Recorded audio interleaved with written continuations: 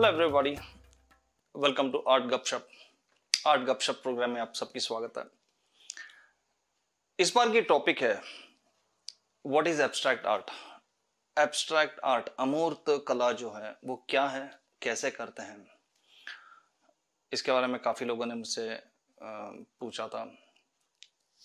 In fact मेरे studio में जो मेरे फ्रेंड्स, जो रिलेटिव्स आते हैं, काफी बार ये बोलते हैं, मेरे पेंटिंग्स देख के बोलते हैं यार दिखता तो अच्छा है लेकिन समझ में नहीं आता क्या है। मैंने कुछ लोगों को भी भेज देना, तो बच्चों वाली जैसे है समथिंग, कुछ भी लगाओ, कुछ भी पेंट लगाओ, जो ना समझे वो एब्स्ट्रैक्ट है ऐसा। कभी कभी लोगों को समझाता हूँ, कभी कभी मैं भी हंस के आगे निकल जाता हूँ क्योंकि क्या करें फिर। लेकिन कुछ लोग जो आर्ट प्रैक्टिस शुरू किए हैं वो भी एब्स्ट्रैक्ट पेंटिंग करने लग गए उसमें। एंड काफी मैंने देखा कि काफी ये एब्स्ट्रैक्ट पेंटिंग के बारे में थोड़ा मिसकंसेप्शन है लोगों की सोच, या उसके बारे में जो एक एक ओपिनियन है वो थोड़ी ठीक नहीं लगी या कंफ्यूजिंग लगी। इसलिए मैंने सोचा कि चलो I'll discuss about this, I'll just share my experience कि एब्स्ट्रैक्ट पेंटिंग क्या होता है। डेफिनेटली ये नहीं है कि हम कुछ भी कलर लगाए कैनवस पे, कुछ भी लाइन खींचे, कुछ भी ड्रामा करे उसमें, दैट्स एन एब्स्ट्रैक्ट पेंटिंग। नहीं, हरगिज नहीं है। हमारे देश में, इंडिया में बहुत अच्छे अच्छे दिग्गज आर्टिस्ट होके गए जो एब्स्ट्रैक्ट पेंटिंग्स किए हैं। राम कुमार साहब हो, गायतुंडे सर हो, या अभी भी अपना प्रभाकर कोलते सर जो करते हैं, उनकी कॉम्पोजिशंस पेंटिंग सब देखते हैं हम, तो उसकी एक पेंटिंग की उसकी जो क्वालिटी होती है, कहते हैं कि उस पेंटिंग में एक ध्वनि होना चाहिए। जैसे कि फॉर एग्जांपल ओंकार, ओंकार जो होता है, it is not a symbol but it is a sound, it is एक ध्वनि है वो। उसी तरह एब्स्ट्रैक्ट पेंटिंग में वो ध्वनि होनी चाहिए उसकी। एंड जब उसमें वो ताकत है तब वो एब्स्ट्रैक्ट पेंटिंग बनती है। लेकिन ये बनती कैसी है, how do you make it? उसके लिए एक बहुत अच्छा उदाहरण फिर से हमारे आध्यात्मिक में ही है। बड़े बड़े संत देखे हैं हमने, कबीर देखे हैं, तुकाराम देखे हैं, तो मीराबाई है। ये ऐसे ऐसे दिग्गज आध्यात्मिक स्पिरिचुअल लोग हैं जो जिन्होंने परमात्मा को इतना करीब से देखा, उन्होंने महसूस किया। फॉर एग्जांपल तुकाराम जी का, बहुत बड़े भक्त थे विट्ठल के। इनकी लाइफ कैसी थी, इन्होंने कैसा शुरू किया अपनी पूरी आध्यात्मिक, अगर हम देखते हैं तो जब ये पहले इन्होंने शुरू किया अपना आध्यात्मिक, पहले बहुत उसकी जो बेसिक रूल्स रेगुलेशंस उसको फॉलो किया। फॉर एग्जाम्पल बहुत निष्ठा से उन्होंने स्नान किया, संध्या वंदन किया, पूजा किया, पूजा के लिए एक भगवान की मूर्ति रखी, उसके लिए फल चढ़ाए, फूल चढ़ाए, फल दिखाए, उसको नैवेद्य किया, टाइम टू टाइम, सूर्योदय में, सूर्यास्त में, मतलब पूरा निष्ठा कटबद्ध उसकी जो रूल्स रेगुलेशंस, उसकी जो प्रिंसिपल्स है, उसके हिसाब से करते गए। धीरे धीरे धीरे करते करते करते करते करते एक टाइम ऐसा आने लगा कि उनको ये सारे रूल्स रेगुलेशंस की जरूरत महसूस नहीं हुई। वो सुबह उठ के बिना नहाए भी, उठ के जैसे उनकी आंख खुली, वो विट्ठल के बारे में भजन गाने लगे। ना ही उन्होंने स्नान किया था, ना ही उन्होंने कोई नाम दर्शन किया था, ना ही उन्होंने कोई भगवान विट्ठल की मूर्ति रखी थी सामने, ना ही फूल चढ़ाया, क्योंकि उन्हें हर जगह विट्ठल दिखाई दे रहे थे।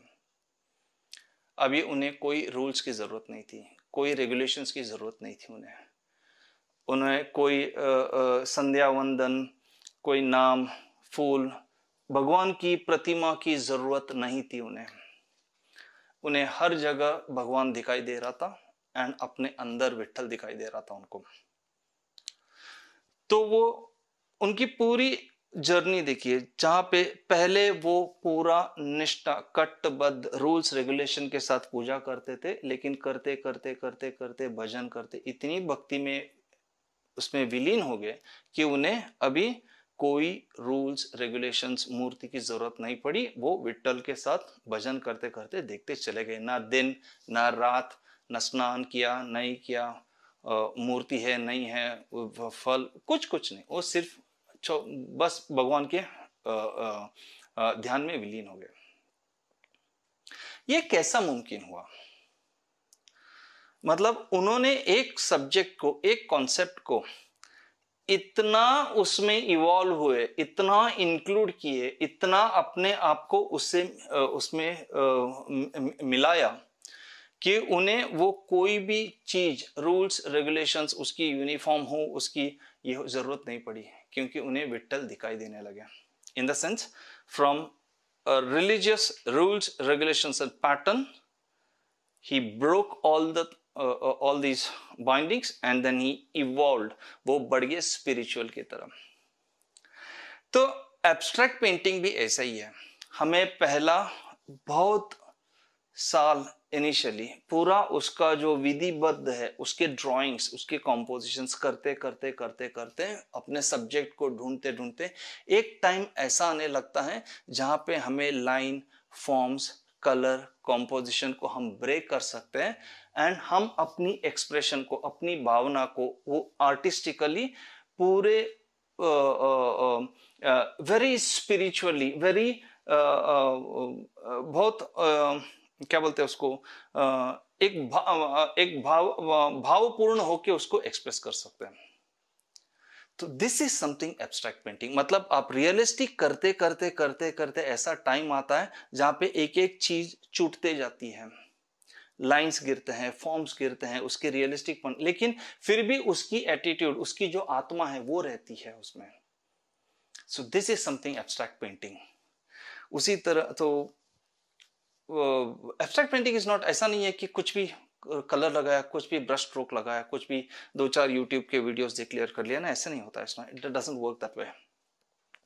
तो आप जब एब्स्ट्रैक्ट पेंटिंग करते हो उसमें वो फॉर्म ना भी हो, लेकिन उसकी ध्वनि, उसकी भावना उसमें होती है।